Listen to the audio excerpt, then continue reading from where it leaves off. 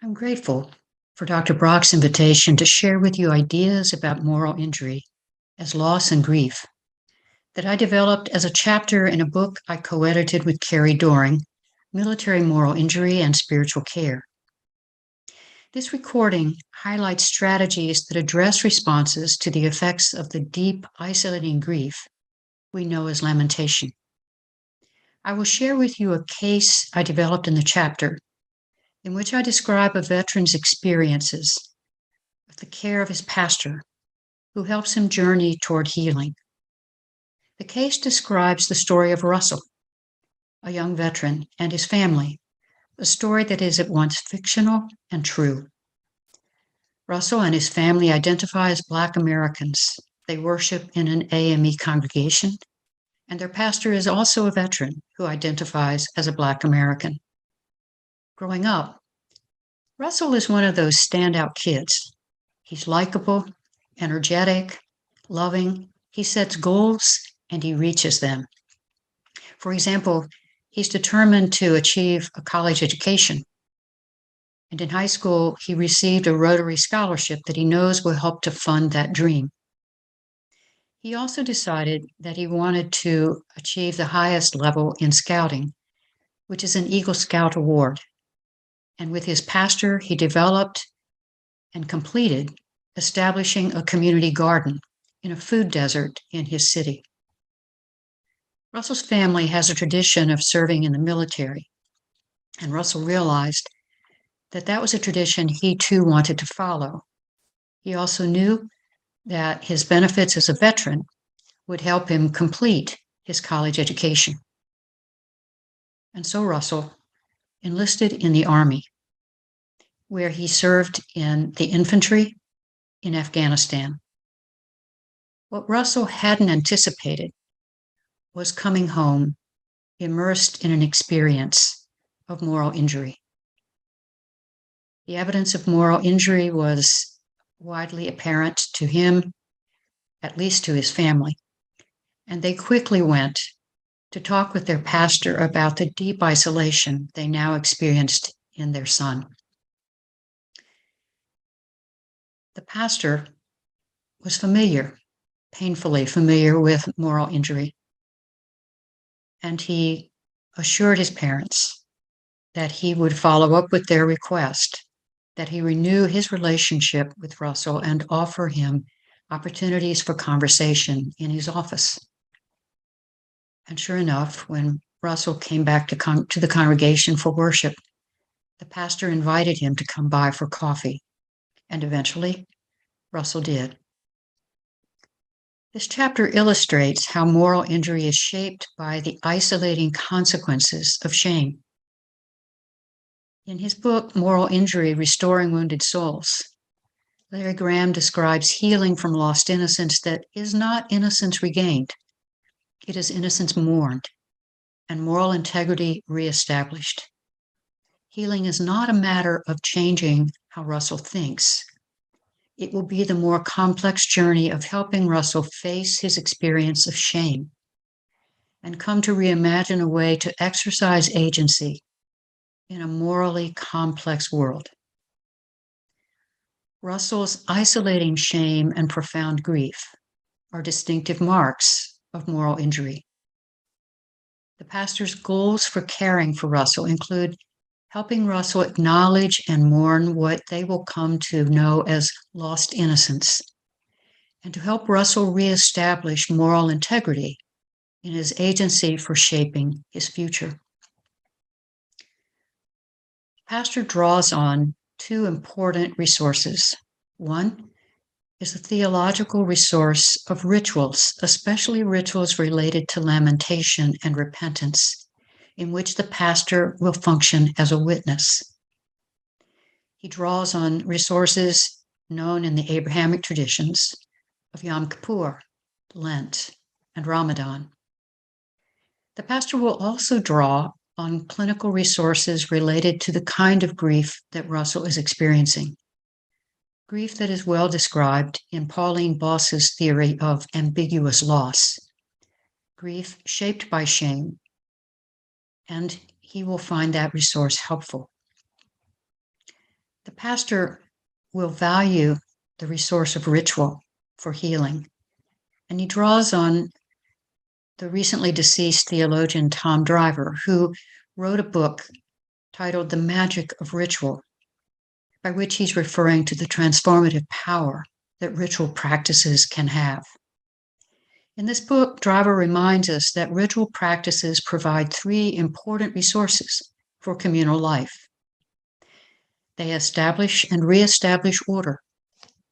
They enhance communal bonds, and they facilitate transformation in various ways. In particular, Russell's pastor will draw on rituals of lamentation, which provide confessional and ethical modes for a person in distress, such as Russell. These rituals will help articulate a piety of protest and assist Russell in experiencing renewed trust. Lamentation will help Russell and the pastor recognize the dramatic difference before his trauma of combat and after, and recognize the need to address now Russell's isolating and silencing grief. He draws on the theory of grief ambiguous loss because he realizes that the experience of grief may create a psychological absence, but a physical presence, which is exactly the experience of Russell's sobering level of self-isolation, likely a marker of shame. Russell is emotionally absent, ambivalent about faith. He also is informed by what Arthur Frank describes as narrative wreckage. Arthur Frank is a medical sociologist, and he refers to Russell's struggle as narrative wreckage because we see in Russell someone who is struggling to regain a positive sense of himself, once so strong, but now absent, because Russell's sense of himself is currently drenched in shame. The pastor's goal for recovery from such losses is resilience, helping Russell to experience the ability to acknowledge and live with ambiguities in historical life, and to nurture practices of hope and care, that is, re-engagement in life shaped by renewed confidence in the transforming power of the love of the Holy One, and sustained in hope. Gradually, he works to build trust in his relationship with Russell as Russell comes by to see him.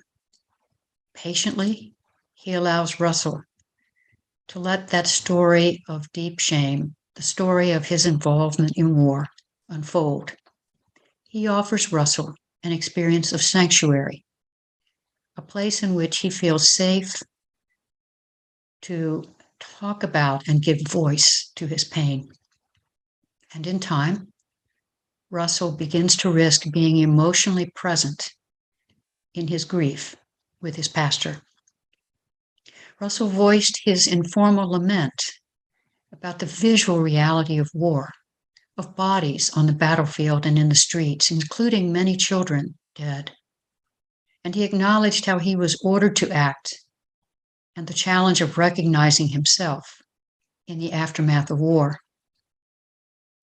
The pastor listens carefully, and he then develops a careful progression of deeply engaging texts in Scripture familiar to Russell that will help lead him to reimagine the possibility of hope in his life.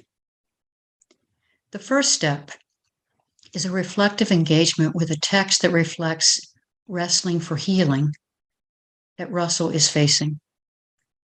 It's a text that ends hopefully, and thus he invites Russell to read carefully and come back to talk about the 32nd chapter in Genesis, the story of Jacob at the Jabbok River, the night before Jacob will face his brother Esau, whom he cheated of his birthright and then fled. Now Jacob is back, and the next day he will see his brother, And at the river that night, Jacob is met by a stranger, a figure he cannot be sure he knows, but he suspects it is an angel, a representative of the Holy One. And the two wrestle through the night because Jacob will not let go. Jacob is wrestling for a blessing. And as dawn breaks, this figure says to him that he must let go because the dawn is coming. And Jacob says he will not do so without a blessing. And so the figure reaches out and touches Jacob at his hip joint. Thereafter, Jacob will walk with a limp. But this figure also gives Jacob, blesses Jacob with a new name, Israel, saying that because he has striven with the Holy One and with humans, he will prevail. And then he disappears in the light of day. And in fact, thereafter, Jacob, now Israel, has been able to face the shame of his betrayal, and he has wrestled for a new future. And Russell and his pastor explore the meaning of this powerful chapter for Russell's own journey with coming to terms with shame. Hebrew Bible scholar Kathleen O'Connor writes about the power of lamentation, which she describes as a piety of protest against the radical character of evil, in which one stands before God angry and tear-drenched, but importantly, in conversation, in relation with the Holy One. And this is precisely the journey that the pastor creates for Jacob. And after their several conversations about the chapter in Genesis, chapter 32, he invites Jacob into the book of Lamentations, and particularly invites him to begin reading the very first chapter, one in which a voice cries out of profound lament, a person who has reached a breaking point, and yet no one responds to her lament. In fact, the Holy One never voices a response in the entire book of Lamentation. And Russell comes back after his own wrestling with this chapter. And the pastor invites him to reflect on the ways this kind of isolation may be part of his experience. And Russell comes to realize that he does experience that kind of isolating grief and a sense of being alone in it without any response. And then the pastor invites Russell to go more deeply into this process of lament by reading both Psalm 22 and Psalm 23, a coupling of psalms that many Bible scholars propose is the intention of Psalm 22 expressing lament and Psalm 23 providing a response. In that reading, Russell might imagine the agency of the Holy One as a source of life whose present is not overcome by evil in this life. And in time, Russell returns, and he and his pastor talk about what it might mean for Russell if, in fact, he is not alone in his grief, if, in fact, the Holy One is available to him. And then, in due time, the pastor encourages Russell to read the third book of Lamentation and to notice particularly the 33rd verse. Because in this book, in this chapter in Lamentation, there is a witness who in the 33rd verse calls out to the one voicing a lament. The Holy One does not will our affliction. That is, the Holy One is not the source of the harm about which you complain. This is a very important point in Russell's journey.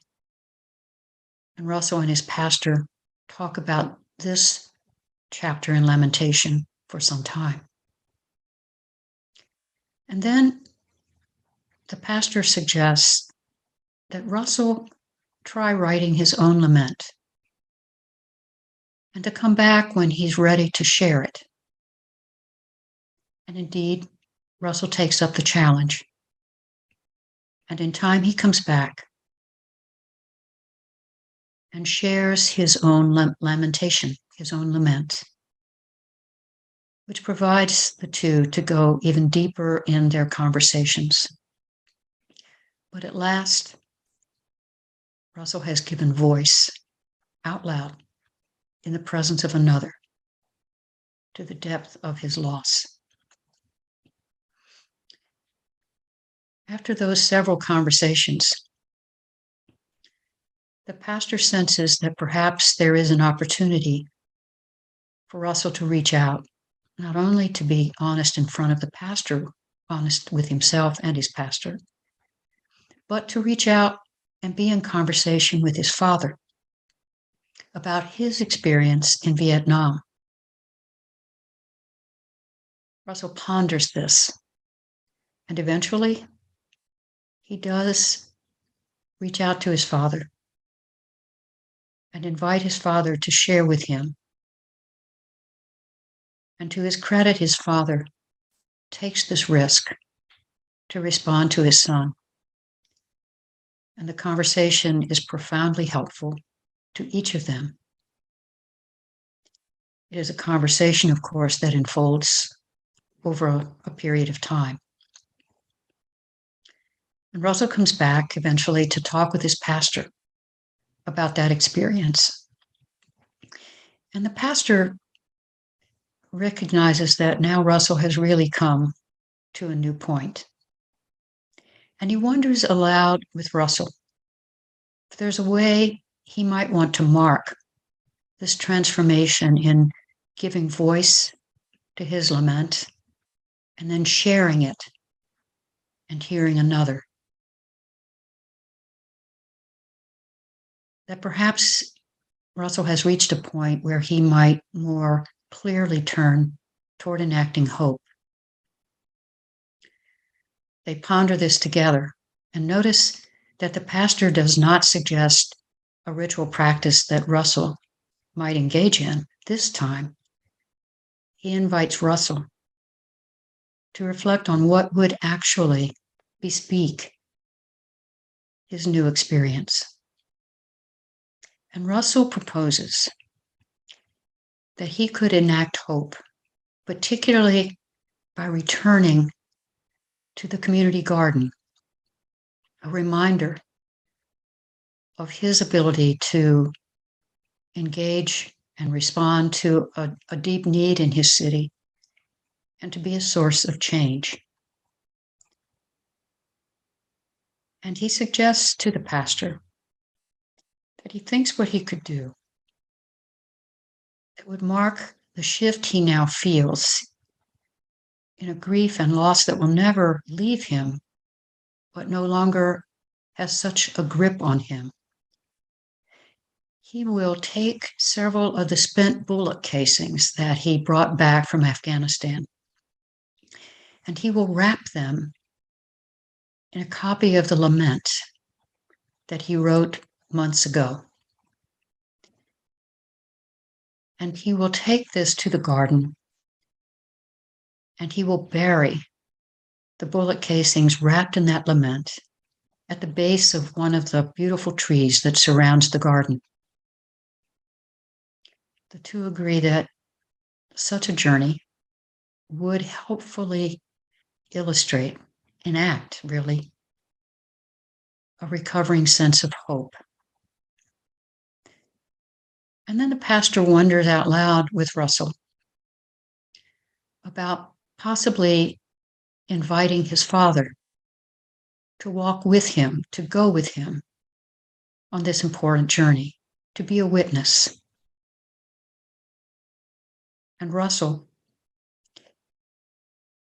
decides that that is a possibility. And his father does accompany Russell. And they together dig that hole and bury the lament wrapped around those bullet casings. Russell will always walk with a limp, the limp of this profound experience of moral injury. But his resilience is renewed. As Larry Graham wrote, innocence mourned is not innocence regained. It is moral integrity reestablished. And with his pastor, Russell has achieved a significant degree of reestablishing a sense of himself as a person of moral integrity. The journey describes a gradual movement of one veteran's recovering sense of himself that is once again shaped by trust in the love of the Holy One that was reflected in his relationship with his pastor. And it is a journey marked by movement toward restoring the bonds of love and hope in a new future that includes recovering a sense of his ethical agency in an ethically complex world.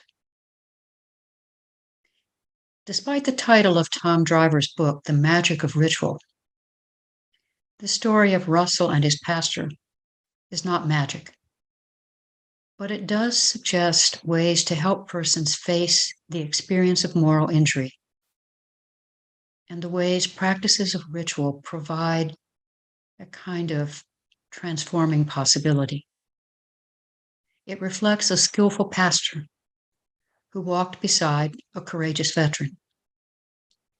Russell risked facing the deep pain of lamentation, and he drew on the resources of his faith and familiar and new rituals, as well as clinical resources, to foster processes of deep grief and renewed hope. This is not a happily ever after journey, but it is a journey toward hope and restored integrity. I hope these reflections will prove helpful to you in your ministries.